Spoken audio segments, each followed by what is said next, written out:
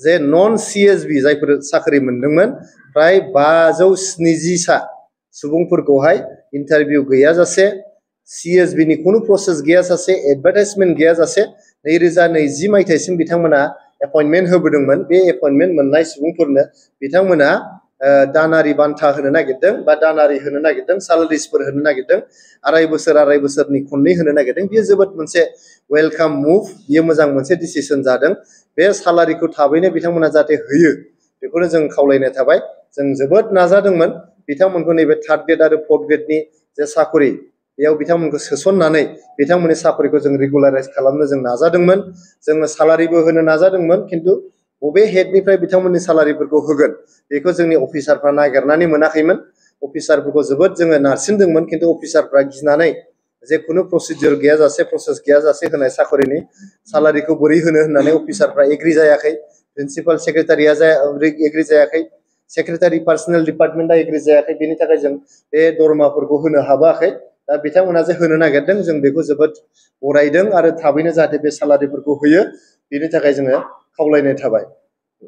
बिथांमोना जोबोद दुखुनांथाव बाथ्रा, मैया मोनसे नंखाय बाथ्रा जोंनि हाग्रामा महिलारि सारा बुंदों। बे जाहैबाय मा, प्रधान मन्त्रि आवास योजना PMAY नि न' होनायाव UPPL नि मानसिफोरनो 3-4 खरि न' होदों होननानै बिथांमोना बुंदों। दा बियो खुनु बेबायदि माने स्कपआनो गैया, खुनु चान्सआनो गैया मोनसे न'खराव नोङो 2-3 न' होनायनि। मानो होनबा बियो जिअ टेगिं प्रसेसजोंसो माने बेखौ होनाय जायो। खनसे मोनसे न'आ जिअ टेग जाखांबाथाय आरो बेखौ सेकेन्ड टाइम नों जिअ टेग खालामनो हाया। बियो डाइरेक्ट दिल्लीयावहाय माने जे एप दङ बे एपआवहाय बियो माने एन्ट्रि जाहैयो। बेनिफ्राय नों बेखौ सेकेन्ड टाइम बेखौ खालामनो हाया। बे जे जायगायाव जिअ टेग जादों बेनिफ्राय नों दस्रा जायगायावबो थांनानै लुहैनो हाया।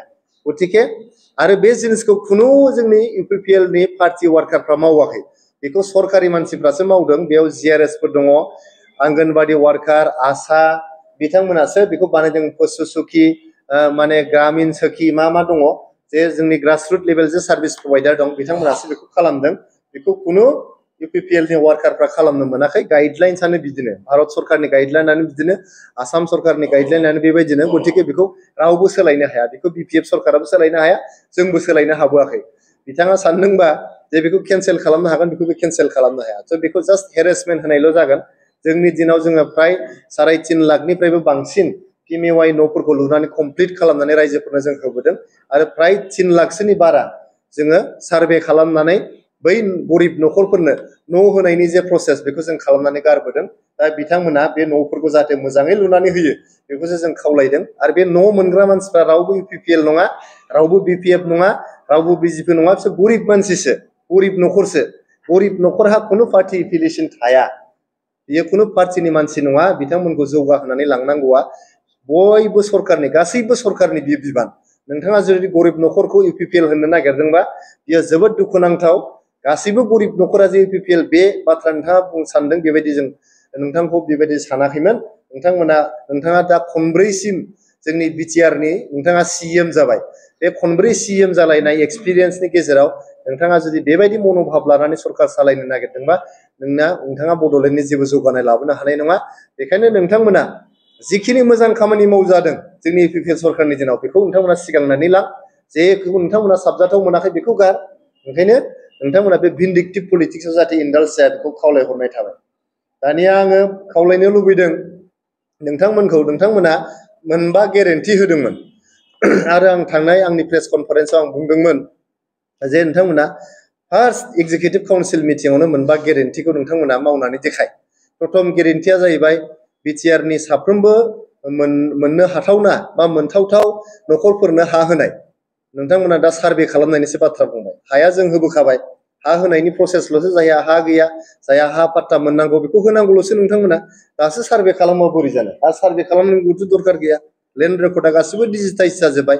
बबे PGR, बबे BGR, बबे कास्ट, गासैबो बबे फरेस्ट लेन्ड, गासिबो जों सार्भे खालामनानै बेखौ कम्पिउटारावहाय गासिबो सोनानै गारबोजोब्बाय। नोंथाङा सेरबानो मिथिजोबगोन कम्पिउटाराव जे बबे हाया मा। गतिके सार्भे खालामाबालाय थाब हा होनायनि प्रसेसखौ नोंथांमोना जागायनांगौ। जोंनि लाइमोनफोरनि जौगानायनि थाखाय नोंथाङा 100 कौटि होनो होनदोंमोन। 100 कौटिनि नोंथाङा थाइसेबो होआखिसै मैया एग्जिकिउटिभ काउन्सिलाव। गतिके नोंथांमोना थाबैनो जाहाथे 100 कौटि रांखौ एल'केट खालामो आरो नङाबा जोंनि लाइमोन गांखंनि आफादगिरि दङ बे लाइमोन गांखंनि आफादगिरिखौ आं खावलायदों नोंथांमोना थाबैनो बिटिसि सेक्रेटारियेटनि मोखाङाव मोनसे धरना नोंथांमोना होनांगौ 100 कौटि लाइमोनफोरनि जौगानायनि थाखाय होनो थाखाय आरो नोंथांमोना बुंदोंमोन जे आइजोफोरनि जौगानायनि थाखाय 40 कौटि नोंथांमोना होगोन होनदोंमोन जोंहा आइजो गांखंनि मानगोनां आफादगिरि आब' प्रतिभा ब्रह्म दङ जोंहा आइजो गांखंनि नेहाथारि पद्मिनी ब्रह्म बिथां दङ बिथांमोनखौ आं खावलायदों बिथांमोना 40 कौटिनि 40 फैसाबो होआखिसै मैया गतिके थाबैनो जाहाथे 40 कौटिखौ नोंथांमोना आइजो जौगानायनि थाखाय होयो बेनि थाखाय होआब्ला जोंनि आइजो गांखंखौ नांगौ बायदि एक्सन लानो थाखाय आङो खावलायदों थामथियाव नोंथांमोना बुंदोंमोन इकनमिकेलि वेकार सेक्सन EWS नो 50 कौटि होनो होनदोंमोन जौगानायनि थाखाय नोंथांमोना 50 कौटिनि 50 फैसाबो होआखिसै मैया नोंथांमोना बे 50 कौटिखौ जाहाथे थाबैनो होयो बेखौ आङो BPF नि दैदेनगिरि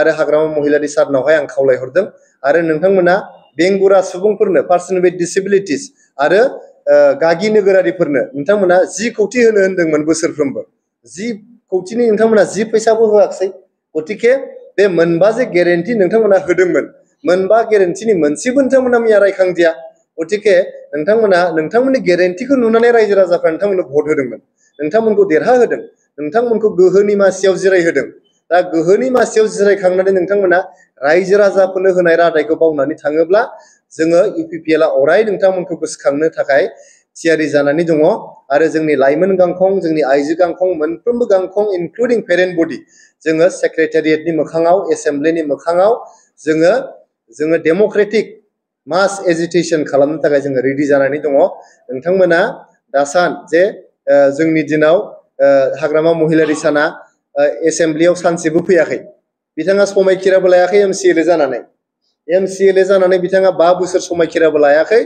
आरो 5 बोसोराव खनसेबो एसेम्ब्लियाव फैयाखै जोंनि UPPL निफ्राय नोंथांमोना कनस्ट्राक्टिभ पजिटिभ आरो सापर्टिभ मोनसे अपोजिशन नोंथांमोना मोनगोन जे खामानियाव नोंथांमोनखौ जों हेफाजाब होनांगौ अराय जों हेफाजाब होलांबाय थागोन रायजो राजानि मोजांनि खामानियाव हेफाजाब होलांबाय थागोन बड'लेण्ड ओनसोलनि जौगानायनि खामानियाव जों हेफाजाब होलांबाय थागोन गरिब दुखियानि खामानिफ्राव नोंथांमोनखौ हेफाजाब होलांबाय थागोन आरो रायजोनि हेंथायै नोंथांमोननि लानाय थांखि आरो हाबाफारिफोरखौ जों जेब्लायबो अपोज खालामलांबाय थागोन as a responsible opposition effective opposition डेम'क्रेसियाव जिहेतु अपोजिशनहाबो गोबां माने बिहोमा दङ बा रल दङ बे रलफोरखौ जों लालांबाय थागोन आरो जोङो नोंथांमोनखौ जेब्लायबो रिमाइन्ड खालामलांबाय थागोन जे नोंथांमोना जे रादायफोरखौ होनानै मासियाव जिरायदों गोहोनि मासियाव बे रादायफोरखौ जाहाथे नोंथांमोना रायजो राजाफोरनो मावनानै होयो बेखौ जोङो अराय सम नोंथांमोनखौ गोसोखांहोलांबाय थागोन गोजोन्थों